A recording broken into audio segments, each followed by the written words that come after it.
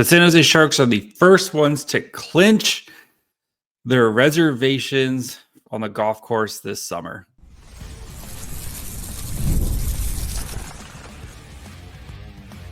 You're Locked On Sharks, your daily podcast on the San Jose Sharks, part of the Locked On Podcast Network, your team every day. Hello, welcome to Locked On Sharks, the premier hockey podcast covering your favorite team in the Bay Area. My name is JD Young, caretaker of the Reef, also the co-host of Locked On NHL. I want to thank you for making Locked On Sharks your first listen. Proudly part of the Locked On Network, we cover your team every day. If you want to be an everyday, all you have to do is just follow wherever you get podcasts, or you can watch on YouTube as well. And today we got a whole bunch of stuff to cover. The Sharks, the first team in the NHL to get eliminated. Hashtag blessed. Well on our way to getting the top pick in the draft, hopefully. Logan Couture can't show up to pictures. Why? It's not a big deal. The Sharks get rolled by the Caps, and it's a tough weekend for the Barracuda. So before we get to all that, do want to let you guys know today's episode is brought to you by Monarch Money. Take control of your finances with Monarch Money. Use code LOCKEDONNHL at monarchmoney.com for 50% off your first year. So let's start. These Sharks officially eliminated from postseason contention. While this was basically going to happen since October, it's here. We did it, guys. First team to be the not going to the playoffs. So I think we knew what this season was going to be, and we had some fun. There was some fun when Celebrini first got here, came back right around middle of November, where they were playing really well and kind of close to a potential wildcard spot. But things quickly fell off, especially after the Mackenzie Blackwood trade. And this is just part of the process. So I do think, though, like, this team is much better than last year. And they have 45 points right now. They had 47 for last year, so they should eclipse that mark. They were eliminated March 12th last year. This year, March 16th. I know, though, there's a week-long break. So a longer break than there was last year for the All-Star game. So potato right there. But I do, like, we will break down, like, where this team is at and stuff. But, like, one of the biggest things is just the goal differential, right? Last year, minus 150. The end of the season, they're at minus 77, which is still the worst in the NHL. But you've, basically cut your goal differential in half. And, I expect them to kind of finish around the 85, 90 mark, going to the stretch here with 15 games left. Like, if you're around there, that's a huge improvement for them. And the vibes are just so much better, right? And you see Macklin Celebrini and the gang at Picture Day with a four-wheeler, and it's just, there's always something where just the vibes are just so much better than they were last year, right? So congrats, we did it, guys. We have our eyes on the big prize now of trying to get that number one draft slot locked up, and hopefully adding Michael Misa or Matthew Schaefer to this team, because you do that, you're feeling really good about where this team's going. So we're in any of the top four guys, you're probably having a good time. But get me one of those two guys, we're feeling really good. Speaking of Picture Day, though, Captain Logan Couture could not make it to Picture Day, and the internet was a ruckus about where's Logan Couture, we should, what's he doing, et cetera, et cetera. Number one, I'm going to start with this. It was an excused absence, right? He had a prior commitment. We don't know what that was. It could have been something with his kids, something with his wife. Who knows? Something with his family. Who knows what it was, right? I am going to say, if the team said it's fine, then it's fine. But it does bring up a bigger picture of, well, what are we doing here with Couture? And I'm going to just start that. If Logan Couture comes back and plays hockey, I will be floored. He's never coming back, right? And even if he does, Logan Couture is 36 right now and has not played more than 6 games in the past 2 seasons. You're just realistically, what type of player are you getting from Logan Couture if he does come back? because he's not going to be Logan Couture. Like, he's going to be a shell of his former self. So for a guy who's probably never going to play hockey again, never going to play hockey, like isn't going to play hockey this year, why does he need to be in the picture? And if you say, well, he's the captain, okay, so he's not on the team, man. Yeah, he's getting paid. He's just not playing, man. He's not practicing. He's hanging around the facility. Joe Thornton's hanging around the facilities. Patrick Marleau's hanging around the facilities. Like, it's basically the same thing at this point, except for he's still getting paid by the Sharks. And guess what? He's going to continue to get paid by the Sharks because, one, they need his cap hit to hit the cap floor of his, $8 million contract that he still has, a couple years left on it. And two, he's not the first and he's not the last guy, right? Is Carey Price showing up for pictures for the Canadians this year? It'd be really weird if he did, right? Carey Price hasn't played since 2020. Is Shea Weber showing up for where I think Shea Weber's contract's now with the Blackhawks? Like, it'd be weird if Shea Weber showed up for pictures of the Blackhawks, right? Like, it's the same thing, guys. Like, Shea Weber is, man, he is with the Blackhawks. Good thing I remember that. But, like, it's the same thing, guys. Logan Couture is not playing hockey anymore. And, like, it would be weird if he showed up for a picture. To be honest, it'd be more weird to me if he showed up for pictures for a team that he never played for, like with this team. Right, he's not going to play next year, and he's not going to play the year after that. Like, he's going to get his $8 million or whatever, and the Sharks are going to, there's lawyery stuff and insurance stuff that'll take care of it, and it's fine. Like, it's fine. It's a, thank you for your services for the team. Here's the badge to come in and use the gym, and you can, see the therapist and all that stuff. But, like, realistically, Couture's never playing again. And if they need to use his contract in like 20, because they're not going to need to use his contract next year for space. They need it to hit the cap floor. And realistically, they're probably not going to need his contract in 26, 27. If they do, they just move it to LTIR, and then you can use that cap space there. But that money, as soon as Logan Couture's contract comes off the books, it's going straight to Will Smith / Macklin Celebrini, because those guys are going to need massive contracts. So it's fine. It's totally fine. It does pose a bigger question of the C and what to do with it. And I think we all know it's going to be Macklin Celebrini's one day, right? Like, whether it's next year or 2 years or 3 years from now, like, Macklin Celebrini is going to be the long-term captain of the Sharks. And if you feel like, Tyler Toffoli is like the interim captain, then he's an interim captain right now, just without a C on his chest. It doesn't change the fact. Like, Tyler Toffoli is going to do the exact same thing with the A on his chest or with the C on his chest. Like, it's fine. It's not a big deal. So, and right now you're just waiting until Macklin is mature. I don't even want to say mature enough. If you just wait until Macklin Celebrini, you feel Macklin Celebrini is ready to wear it. And would you be surprised if next year Celebrini gets an A? Because I wouldn't. If Celebrini's wearing an A next year and then 2 years from now he's got the C. No, like, it's not that big of a deal. Like, this is a plan. This has been the plan the whole time. And I really just don't see a big deal with it. So yeah. Would you have liked him to show up? Maybe. But at the same time, right? It's that, like, it's like if you look at old family photos and there's like that girlfriend or boyfriend that like somebody dated for a little bit, and then all of a sudden, like, it was a short-term thing, and you're like, who's that person? That's, again, we're just turning the page, guys. Like, we're shifting, we're new, like the new core, everything like that. Plastic's basically the last person left of this old core. I tweeted out they had a lineup from, or the forward group from the 2023-2024 season. It's opening night.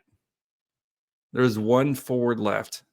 His name is William Eklund. Everybody else is either not affiliated with the team, which is most of them, or Thomas Bordelot, who's in the AHL. Everybody else, except for William Eklund, not on the team right now. And that's just part of the rebuild process. So, and part of the rebuild process is going to be waiting for your young superstar to become the captain. So, yeah, it's not a big deal. So, we're going to talk about our young superstar, soon to be captain, Macklin Celebrini, as he scored. And that was about him and Ovechkin scoring were about the only highlights for the Sharks as they get trounced by the Capitals on Saturday. So we'll talk about that game. We'll talk about the Barracudas' tough weekend here in just 1 second. Eating healthy doesn't have to be complicated. With Factor, you get chef-made, dietitian-approved meals that are ready to heat and eat in just 2 minutes. So you can fuel your body without the hassle of cooking. Factory meals arrive fresh, never frozen, with 40 options across 8 dietary preferences. Each week, you can customize your menu to fit your goals, whether it's Calorie Smart, Protein Plus, or Keto. They have convenience, which I like. Nobody wants things complicated. I love with them. You can track your health. They have delicious meals without time-consuming prep. I hate sitting down and meal planning and going to go shopping for it. And with Factor, basically you just go online, you pick what you want, and they'll send it straight to you. They also offer smoothies, breakfasts, and snacks, so you can always have something nutritious and ready to go. Eat smart with Factor. Get started at factormeals.com/Factor Podcast and use code Factor Podcast to get 50% off your first box plus free shipping. That's code Factor Podcast at factormeals.com/Factor Podcast to get 50% off plus free shipping on your first box.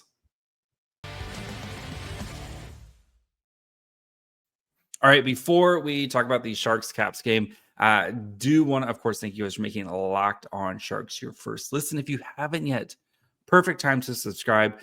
We have another draft profile coming later on this week with a good friend of ours. So you want to make sure you're following along for that. Of course, we get to start diving into free agency soon, as the Sharks have all the money in the world to spend and a bajillion holes to fill. Off-season time is the best time for Sharks fans. So we'll get you covered here. So make sure you guys are following along wherever you get podcasts. And of course, you can watch on YouTube as well. Okay, the Sharks lost 5-1. We got to see Macklin Celebrini score a goal, which is cool. He's got 21 now, and we got to see Ovechkin score, which is cool too, because now he's 8 away from the record. So, yeah, those were the two highlights in this game, to be honest. The Capitals showed why they are one of the best teams in the NHL, right? Especially the first period, right? And if you watch my pre-game, preview episode, I discussed who starts this game on time, especially with a 2 p.m. start. The Caps did. They outshot the Sharks. I think it was 17-3 in the first period.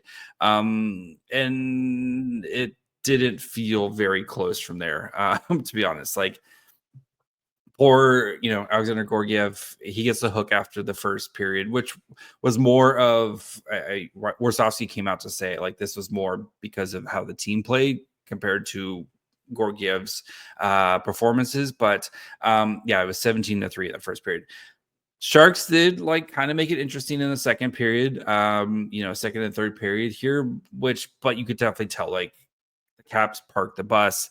They were very much like, we're up 3-0. We don't think you're gonna be able to score 3 on us. Let's just park the bus and get out of here. We have bigger fish to fry. And totally fair for them. We've not the first time we've seen teams do that to the Sharks. And you saw it too, especially the way the Caps responded, right? The Sharks scored, and then the Caps were just they found that extra gear to put this thing away, right? It was 3-1, and then you get a goal from Trevor Van Riemsdyk with less than a minute later, and then Ovechkin scores. Just a nice cherry on top. Again, we all want to, I think I speak, most people want to see Ovechkin hit the goal record. It's fun and interesting and it's cool. And it's something that we may not see again, type of thing. So very much reminds me of the home run record with Barry Bonds, him, just that whole summer kind of being compelled around it and stuff. And I do think we are going to see the same thing, right? And we're going to start to see the cut-ins, and every time he does, gets close, and especially power plays from the Cap. we're probably going to start to see that. So anyway, back to the Sharks. So not much, I think, to take away. Mukama Dolan had a brutal game, which was probably the worst game he's played all season, which is fine. Like those are going to happen for a young player who's played 25 NHL games. He has played really, really well until Saturday, and I'm not going to like hold it against him, against especially a team like the Caps. We had a couple fights. Poor Ostapchuk getting just crushed by Tom Wilson. I personally would not try to fight Tom Wilson, but I'm also sitting on my couch watching the game. So credit to him, for trying to get in there and mix it up, but it did not go well for you, young man. So, but other than that, I mean, like it was very much the Caps just doing what they wanted to in this game, and controlling the pace of play, and then just kind of clamping down on defense at the end there, basically the whole last 40 minutes of the game. Romanov did get to play a little bit, he did get to play. I thought he looked a little skittish, maybe, like he didn't really look comfortable. And I know we've been wanting to see Romanov play. One, tough situation coming in against that team. Two, he hasn't played much, to be honest, recently, right? He was hurt kind of right around the AHL All-Star break, missed some time, gets like a game or two with the Barracuda, and then he gets called up, and he's basically in the past like month plus, he's seen maybe 8 periods of action. Like he just has not seen a lot of game action right now.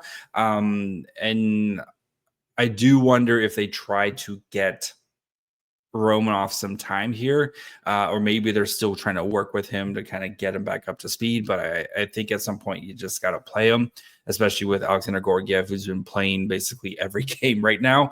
I know the Sharks, they don't play again until Thursday, but you're playing the Hurricanes, which is a team that's pretty good. You play Boston, who's not the same Boston team, but you do play some of these big time teams here, and maybe they're just trying to save Romanov from getting his confidence crushed here. But I wouldn't be surprised if we do see Romanov at some point, because we can't keep. Well, I guess you can keep playing Georgiev. I mean, the Sharks they only have 2 back-to-backs the rest of the season, so we might literally see Georgiev the rest of the way. So, especially with Askarov, who's still not playing yet for the Barracuda.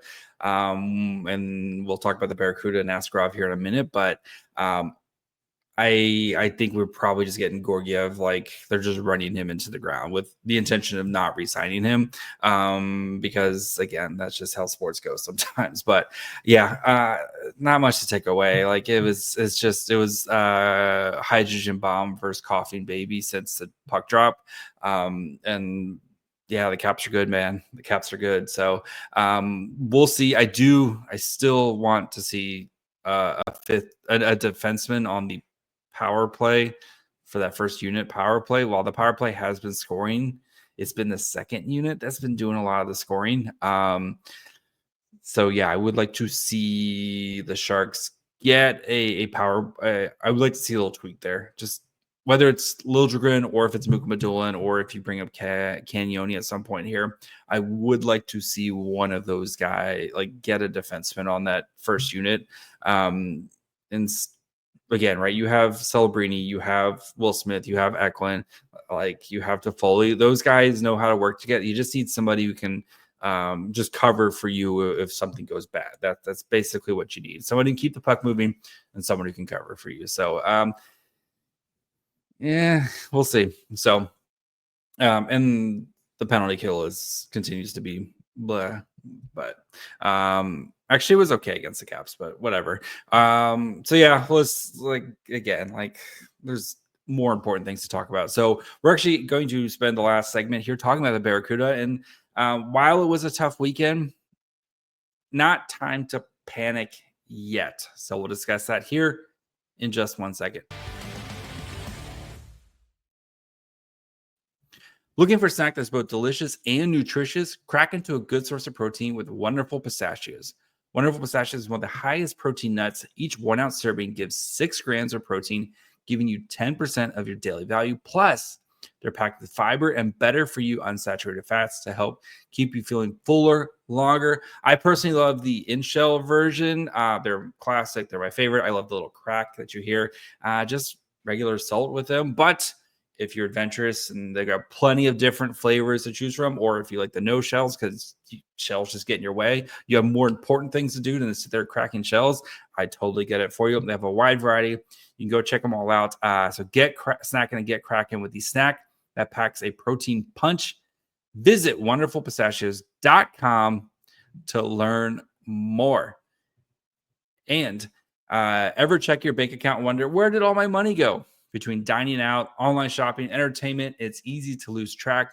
That's where Monarch Money comes in, your personal CFO, giving you full visibility control over your finances. Monarch Money isn't just a budgeting app, it's a complete financial command center. You can track all of your accounts, investments, and spending in one place, so you can stop just managing your wealth and stop managing your money and start building wealth. They have great thing about it is you don't have to juggle multiple apps. You can use Monarch to check your finances, track spending, and even plan long-term goals. And managing money with your partner is even smoother than ever. You can track shared and personal accounts, set goals, and stay on the same page about the stress. Take control of your finances with Monarch Money. Use code LOCKEDONNHL at monarchmoney.com for 50% off your first year. That's monarchmoney.com, code LOCKEDONNHL for half off your first year. All right. Before we finish up by talking about the Barracuda, of course want to thank you guys for making Locked On Sharks your first listen. If you haven't yet, go check out, or when you're done with this episode, go check out one of the other great shows. You have Locked On NHL, where we cover the biggest stories happening in the NHL. You can see me and Seth every Tuesday. We have a great time. We make Cam Fowler jokes, guaranteed one Cam Fowler joke per week at minimum. Or check out any of the shows here in the Bay Area. You have Locked On Niners, Locked On Warriors, Locked On A's, Locked On Giants. Plenty of great time in the Bay Area. Sneaky good time right now in Bay Area sports, right? Warriors are good again. Baseball season's right around the corner. And free agency in football and with the draft right around the corner. Just fun times. So go check out any of those shows wherever you listen to this podcast, or you can watch on YouTube as well. Our Barracuda. Bit of a struggle this weekend. They lost both games. Saturday's game was the everything that could go wrong went wrong for the Barracuda. They just horrible penalty killing, and both this whole weekend, just both teams, the Cuda and the Roadrunners, just a parade to the penalty box. Special teams dominated this weekend. A lot of ticky-tack ones too, so they lose Saturday 6-3, couple empty netters to kind of put that one away, and they lose on Sunday 6-5 in a shootout. The thing that stunk about the Sunday one is that they had a 5-3 lead late, and they blew that, and then they end up losing in a shootout. And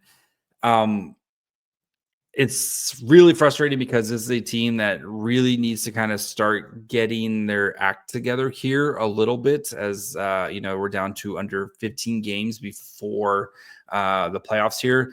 They are still in a pretty good spot to be a playoff team, but I think kind of being one of those upper half teams now might be out of the cards for them. So they're currently sixth with 66 points.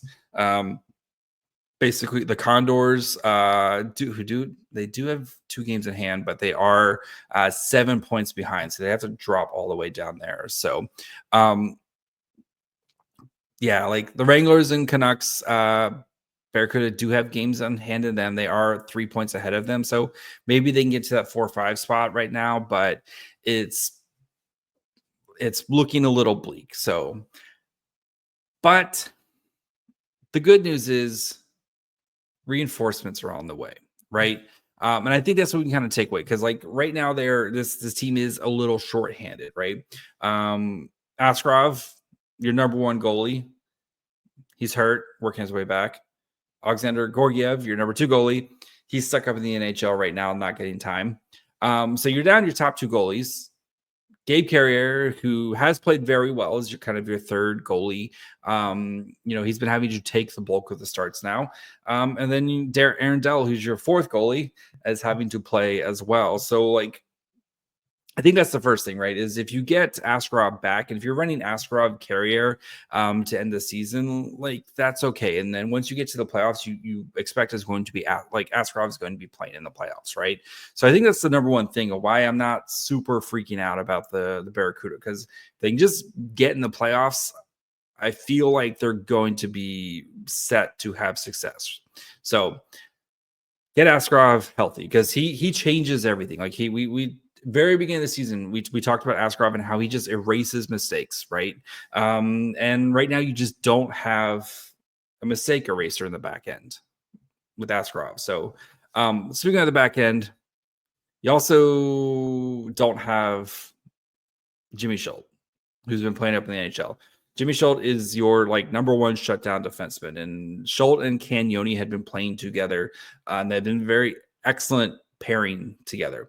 And you are getting contributions out of some other guys here, but I think when Schultz gets back, you can run out like three awesome pairings. And I know Mukama Dillon won't be in the playoffs, but you can run out.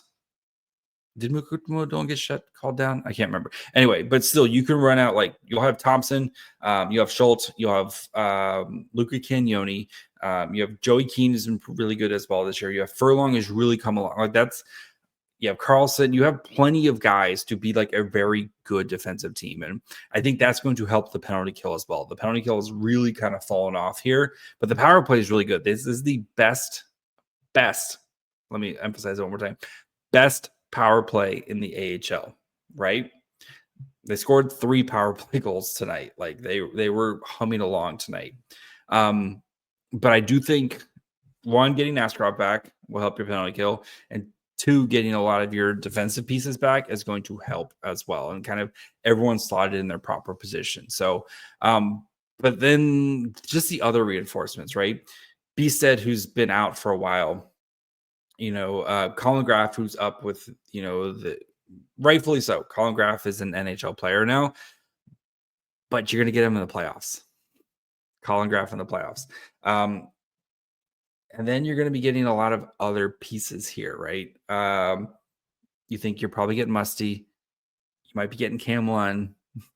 You might be getting Chernyshov. You're getting a lot of pieces here injected into your roster here really quick. So I know things seem really bleak right now for the Barracuda, and you'd like them to play, kind of string together some wins here, and I'm not trying to make excuses, but there is a road to this team being much more competitive as playoffs start. So they just need to get in. That's the heart. Just get into the playoffs. And you're going to get some pieces here for reinforcements. So, like I said, I think just getting a goalie, getting Askarov in and playing and back to being Askarov, is going to do so much for this team. And you saw the way they played at the beginning of the season, right? And basically once Askarov kind of got called up, this team. So if Askarov is back to being Askarov and healthy Askarov, I think this team can surprise some people in the playoffs. So I'm not worried yet. I've found the panic button. It's sitting on the table over here, but hands are into my lap. We're looking at the panic button, but we're not ready to hit the panic button yet. So again, just get into the playoffs. If you get that 5th seed, it's gonna be probably Abbotsford. If I had to get Abbotsford, you're probably playing Abbotsford. So maybe you play Coachella, who you've had a lot of success against this season, playing Coachella. But I think they could. I think they could at least win a round. So that's gonna be it for me today. We'll be back tomorrow. Make sure you follow along wherever you get podcasts, and of course, you can watch on YouTube as well. Follow the show on Twitter, Facebook, and Instagram at Locked On Sharks. Follow me on Twitter and Blue Sky at My Fry Hole. Till tomorrow. Bye, friends.